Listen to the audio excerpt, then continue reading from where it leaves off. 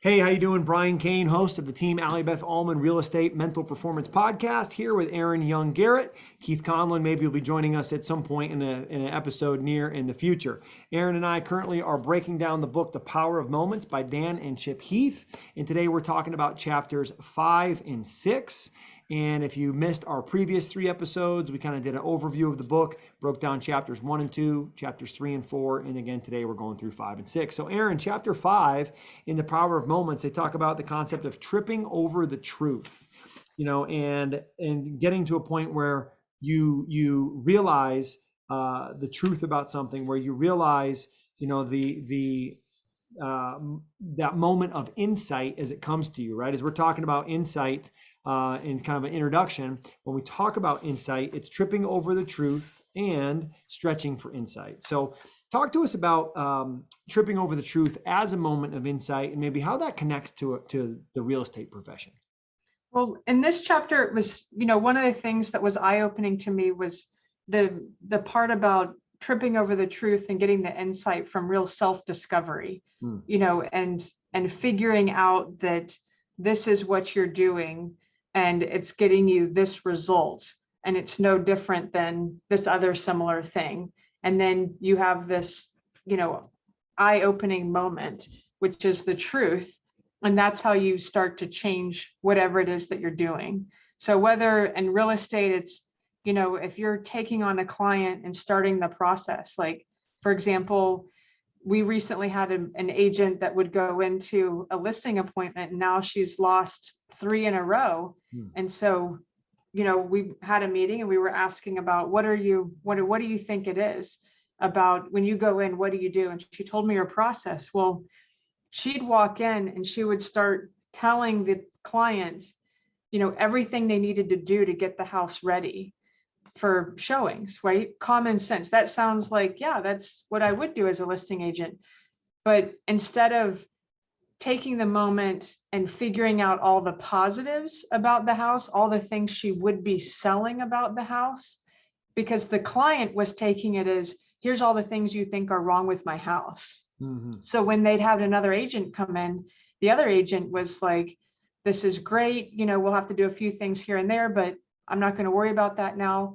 Let's talk about what your plans are moving you forward. Whereas this agent was like, just going ahead and, she was sort of skipping the first step and, sort of telling him, overwhelming him with what the client thought of was a negative. And we start talking about that, sure enough, next listing appointment, she thought about what she was selling and held back on what needed to be done first and save that for the next appointment after she had the signed listing agreement. So, that was sort of an interesting that it, that she didn't realize she was doing it. She thought she was being helpful.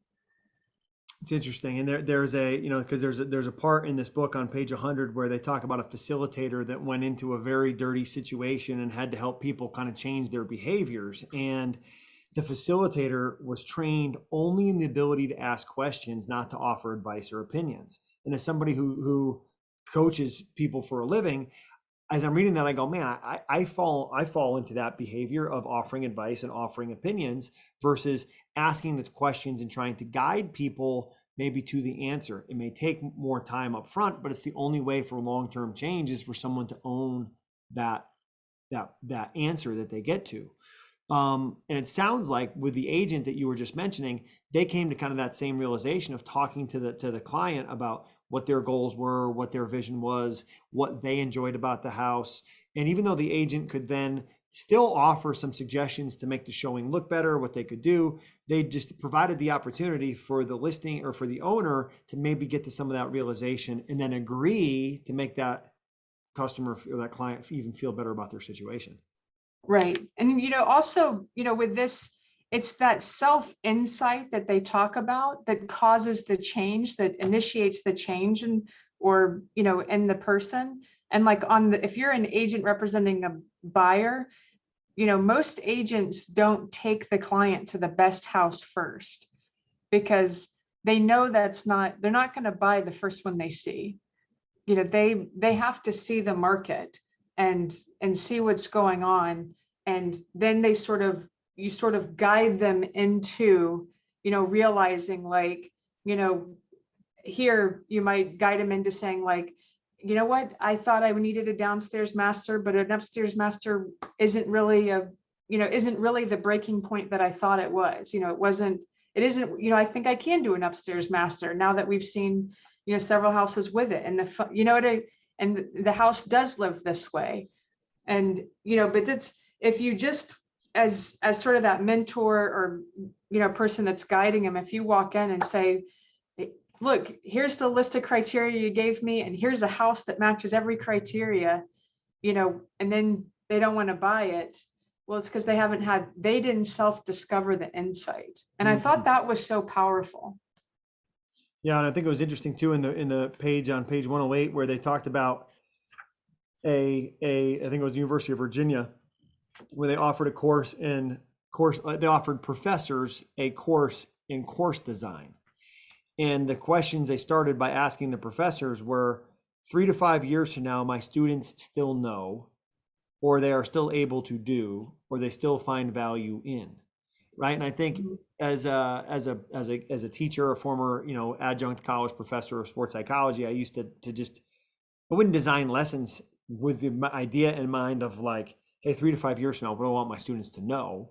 I would design a lesson, say, oh, okay, I got 13-week semester and we got 3 hours a week for 13 weeks. What do I want to cover in those kind of 13 classes? I wouldn't start with the bigger question of what do I want my students to know? And I think as a real estate agent, you could say 3 to 5 years from now, what is it I want my client to still say about me? 3 to 5 years from now, what do I want my client to still feel about our experience together? And I think if you ask yourself questions like that, what do you think some of the answers would be that agents would say if they were asked the question, 3 to 5 years from now, I want my clients to say? I would hope they would say something about the customer service that they were provided, about the availability that they provided for their client, something along those lines. What they're still able to do. I hope it's something in regards to the sustainability of their business and their ability to have continued it and grown it over the 3 to 5 years, and something they still find value in. I would hope people look at it and say that their expertise has grown as they've grown as an agent.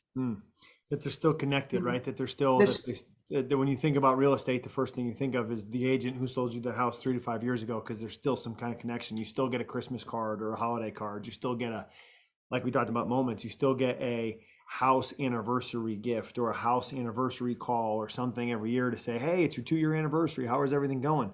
And it's just in that routine and that calendar that's part of your process as an agent, so that 3 to 5 years from now, they might say, man, every year I hear from my agent on my anniversary of my house, did you know that there's house buying anniversaries? Like, I've never even heard of that before until we started doing this breakdown. But what a great idea. And there's 2 groups that know about it, the agent and the people that bought or sold, or I guess really bought. And that's it. It's not like other family members are celebrating a house anniversary. They don't even think about that. But there's only 2, the person that bought and the agent that helped them buy. Right. And if you're it's the only people that ever know about it. And if you're at a deeper level with your client and hey, what type of bottle of champagne or what type of bottle of wine do they enjoy? Like, and every year you show up at the door with the bottle of wine and the bow on it and a card that says happy anniversary. Like, as a client, I'm never going to forget that. And when I want to go sell my house, who I'm going to call. Exactly. And so let's say you're there for 10 years and they get you a $50 bottle of wine every year. They've made a $500 investment to get your business 10 years from now, which is, you're going to make a lot more than $500 back when you sell that house. Right. Exactly. It was on page 106 where he talked about you can't appreciate the solution until you appreciate the problem. Yeah. Right. And that was what that self-insight was so powerful. Yeah.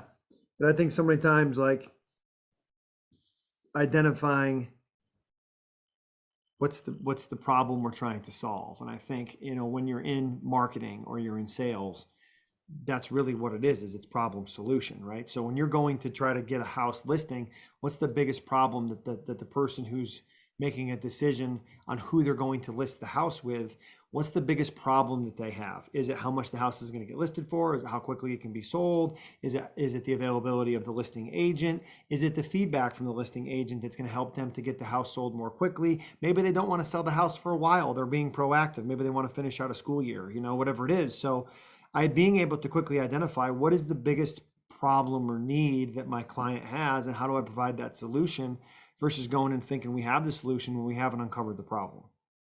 That's so true.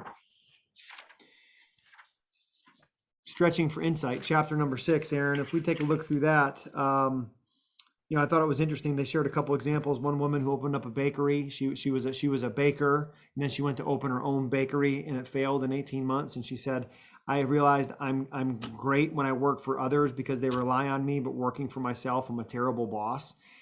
So I think so many times people will say, oh, you should go open your own spot. Well, maybe you don't want to do that. Maybe you just want to bake. You don't want to have to run a budget and hire and do all the other things that come along with being a business owner versus somebody who's an operator and has a specific job they're passionate about. And on this, applying it to real estate, one of the things that people often ask me is, how do people do everything so well? How do they do the social media, the marketing, the print marketing, the being in front of the clients, the networking so well? And, you're only going to do well at what your niche is. So if your niche is open houses, go do open houses. And that's where you'll make all your business and sustain your business. If your house is social media, if your niche is social media, really focus on your niche. And I thought this was such a great example because, she realized she stretched herself and she went out and opened her own bakery. But then what her reality was that I can't even, here I am working for myself, doing everything, that I'm overworked and now I hate it. Yeah. Because it's always, Tom Brady has a great quote, and it says, everybody wants to be where you are until they realize what it takes to be there. And it's so true. You always look at really people that you think are really successful, and then you start realizing what it is that's there. Our top agents love them to death, but they're single agents that don't have families. They're not raising kids. They're 100% focused on their business, and they're excellent at it. They're great at it. And I have great respect for them. But, a lot of my agents that are raising 3 or 4 kids, are saying, why am I not here? I'm like, because when they're working, when you're taking your kids to dinner and at the soccer game and this and that, and that's the difference. So you got to, it's a reality of accept where you are and then go be good at that place. Yeah, it's true. That's the truth there, right? And having a 5-month-old who just rolled over for the first time back to front yesterday. Let's go, Carolyn. But doubling down on your strengths. Identify what you're good at, double down on those, and position yourself in a place where your strengths come to fruition. Instead of spending so much time leveling up my weaknesses, let's double down on my strengths and make that what is most, prolific and out there for people to see, because then they're seeing the best side of you. The one thing on page 117 I thought maybe is the best line in the entire book is it says, action leads to insight more than insight leads to action. Like, you have to stay busy as an agent, right? You have got to learn to fail. And you've got to learn to learn from those failures and move forward. Action leads to insight more than insight leads to action. He says, learning who we are, what we want, and what we're capable of is a lifelong process. And they give the example in there I thought was tremendous of Sarah Blakely. And one of the coolest things I've ever heard is that Sarah Blakely, when she and her siblings would have dinner with their father, the father would ask them, what did you guys fail at this week? In a quote from the book, it says, if we had nothing to tell him, he'd be disappointed. The logic seems counterintuitive, but it worked beautifully.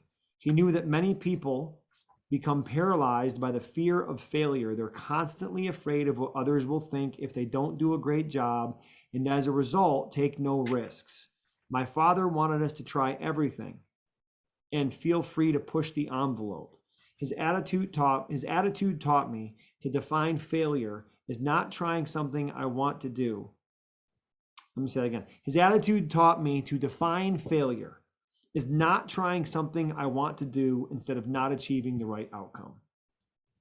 So the key thing here is like when you seek out situations where you might fail, failure loses some of its menace. You become inoculated against it. Like you get told no 9 times or 900 times, and it's like, good, the next one's going to be a yes. And you keep moving forward. I mean, anybody who's working in real estate, anybody who's working in sales, being able to change your relationship with failure is massive mindset shift. It's only going to help you be more successful. Unpack that for us a little bit, Erin. That was such a great lesson. And I don't know how many times I've heard you say action leads to insight. And it leads you forward. And as I was telling you earlier, I remember the first time I had a good friend I was working for, had a listing with them, took them 4 offers. They never would sign one. And then they ended up firing me as their listing agent. It was the first time it ever happened, and actually only time. But I came back to the office and I ran into Allie, Beth, the owner of our firm, founder of our firm. And I told her about it. And she said, send flowers, write a note saying, thank you for the opportunity, and move on. And sort of, so what? And it's, it was that I was sort of, at first I was taken back, like, do you know what that meant to me? Do you know what that kind of failure meant to me, and all these things? And, but I did it. I wrote a thank you note and had some flowers delivered. And, and then sure enough, I moved on to the next thing because I had to go make money somewhere else.